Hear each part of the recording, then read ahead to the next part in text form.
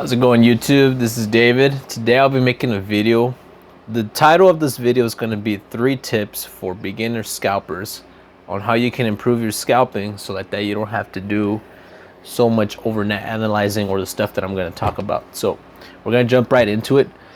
The first one is overnight analyzing the charts. Now, if you're going to be scalping the markets, guys, I'm assuming you're aiming for anywhere for a goal within 10 to 20 pips with a higher lot size, so like that you can make a decent profit, you know, depending on where you live, but that doesn't matter in this video. And the only reason I bring that up is because you don't have to know the entire sentiment of the market. So for example, fundamentals, that's a big thing, such as GDP, inflation rate, interest rate, FOMC meetings, all the important key factors of an economy in a country. That information, you don't have to necessarily know every single thing for you to be a better scalper. You don't have to know the specifics as to why the market is either going up or the market's going down. What is the speech saying? What is Jerome Powell saying? None of that stuff is that important if you're scalping. Now, if you're long-term swing trading, it may come to your benefit. Another thing is going to be the retail sentiment. So the retail sentiment is pretty much a guide to tell you where are most retail traders positioned at. So I'm gonna just give you guys a quick example. Let's take UJ. Right now on UJ, this is live, by the way, so retail traders are mostly shorting and they're longing at an equal power. Euro USD, overall, most retail traders are actually shorting the market than they're actually longing it. So to keep things simple, all you have to do every morning before you trade on your session, just scroll back on the 4-hour or the daily so like that you can identify where the trend is going. So for example, Euro USD, we can clearly see that the market is pushing up. So automatically, for the most part, right, we want to be aiming for long positions for when we approach the markets in our session, because those are most likely the winners going in the long-term direction. That's how you counter the Forex sentiment analysis. As far as the economic calendar, it just comes to your benefit to see when these news drops are going to be hitting. So for example, retail sales this morning came out at 5:30. Just avoid the trading 5:30, or if you do trade before 5:30, make sure it's around 10 to 15 minutes before that you don't place a trade, because you guys know trading news is just crazy and it's all over the place. So that's one of the things that you do want to avoid. Now, the second thing is understanding the power of gaps. This is a really key important one. So I'm gonna tell you guys what gaps are and how you can actually just learn gaps pretty quick, just in the simple aspect of this video. So learning your strategy, you know, 1-hour demand levels, 5-minute supply and demand levels, key support levels, that's all good. But the benefit to learning gaps, guys, is it gives you an idea of pullback potential and potentially for you to not get stopped out.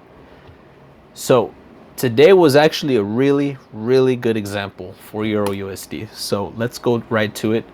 I'm gonna go to the 1-hour and then I'm just gonna put on replay mode what I saw this morning when I woke up. So it's pretty obvious if you go to the 4-hour chart, we're decently in an uptrend, going right back up. Now, if you go back to the 1-hour chart, this is what you see as soon as you wake up before New York session. So here's what gaps are, guys. And this is the power of just learning and understanding what gaps are. Pretty much, you want to look for the top of a wick following another wick right here that identifies that these areas here need to be filled. So I'm gonna precisely do it as much as possible right there. So here's what I mean, guys. This top here needs to connect with this top here, and you see how in this box, I'm gonna erase it, you see how in a box like this, There's no wicks that connect those. So that's what a gap is. And if you know these gaps, it can potentially save you. It could potentially save you from being stopped out in a fake out. So that was one gap that I was analyzing this morning. I'm gonna show you guys an example of it very clearly on UJ as I've been back testing this market. So if we go to the 4 hour, and by the way, identifying gaps works in all kinds of time frames. Obviously, the higher the time frame, the more powerful the gap would be. If you go into the 4 hour on UJ, right at the top at the 160 level before it started this short-term downtrend, you have a gap right here at this low, and then you have a gap right here at this top. So what's the gap look like? The gap is pretty much right here to right there. This whole shaded area, guys, needs to get filled. Now at some point it is going to get filled. The question is, we just don't know when. But here's the clear sign. This tells you that at some point UJ can go up, granted on a 4 hour basis. So if you wake up on your session and you're going to scalp the markets, I would recommend you look at 1 hour gaps, and that's going to tell you, as long as you plot down your levels accordingly, where the market can potentially go. So here's another gap here for EU, which was the market that I traded today. That's another gap. As you guys can see, this wick, there's the arrow. All right. This wick and this wick didn't necessarily touch. So there's still a tiny little gap that still has to be filled. And overall, that's what occurred. Filled in all those gaps, touched the demand level, and then that's when it started to shoot back up. But as you guys can see, the whole purpose of me showing you guys this is these two gaps got filled with one candle. So learning gaps is going to tell you, it can tell you, because nothing is guaranteed when you're trading the markets, but it can tell you the potential pullback direction of your current session. So just learn gaps, guys, study them, and really put emphasis on them and implement it on your strategy. Now, the third and final thing that I would definitely recommend you to get better at is learning the trend of the market overall on the higher time frames, and knowing also if you're stuck in a if your pair is in a horizontal direction bias. Now, here's the reason why. Look, if you're most likely going to be trading New York or any session in general, right?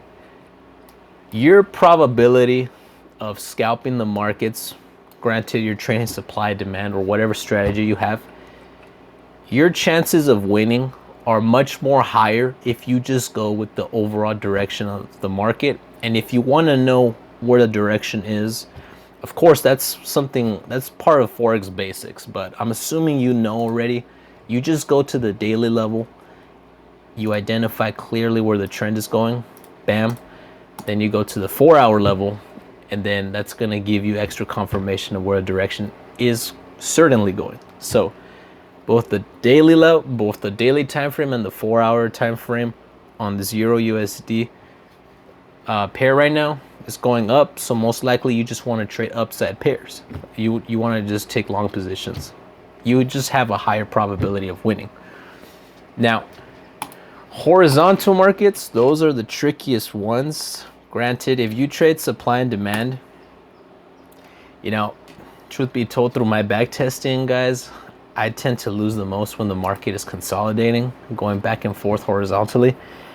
But here, I'm going to try to find a example on, let's use GBP USD. Okay, perfect. Look, this is from December 2023 to 2024. All right, let me replay this. It's right here.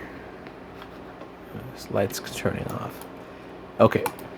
All right, cool. So, all right. So between December of 2023 all the way to February of 2024, if you're going to be trading horizontally, these markets with supply and demand, you have to know how to efficiently trade them, which is all the advice you see on the internet, right? Mark down your tops, mark down your bottoms, but just be prepared. Just be prepared to get faked out a lot on horizontal markets. So the point of the third tip, guys, is just please know the direction of the pair that you're trading, and if it's going up in a 4-hour or daily time frame, you most likely just want to take long positions during your session, and if it makes sense. If it's going down, vice versa, just take short positions instead of long positions. So there you guys have it, guys. Those are quick 3 tips. Please implement them into your strategy, so like that you can avoid being stopped out. So any suggestions, guys, just let me know in the comment section. Thank you guys for watching.